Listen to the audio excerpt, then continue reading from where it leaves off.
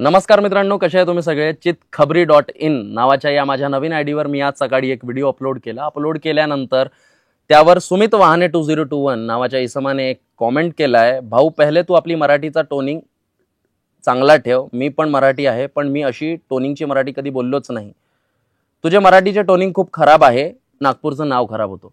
खरं सांगायचं झालं मित्रांनो तर नागपूरचं नाव या अशा इसमांमुळे खराब होते, कारण की हे आपल्या भाषेला अशुद्ध मानून घेतात. कुणी सांगितलं ही भाषा शुद्ध आहे, ही भाषा अशुद्ध आहे?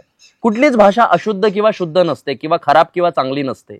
प्रत्येक भाषेची एक गंमत असते आणि त्या गमतीमुळे तो कॉन्टेंट, तो सब्जेक्ट तेवढा समोर जातो. जर असं असतं, भाषा अशुद्ध असती तर सैराट नावासारखा चित्रपट बनलाच नसता किंवा अमित गणवीर या भाषेमध्ये रिपोर्टिंग करत असताना दिसलाच नसता. कारण की मी ज्या भाषेत वावरलोय, लहानपणापासून ज्या भाषेत मी आपल्या आईवडिलांसोबत बोललोय, आपल्या शेजाऱ्यांसोबत ज्या भाषेत मी बोललोय, त्याच भाषेत मी कॉन्टेंट बनवतोय आणि ते लोकांना खूप आवडतंय.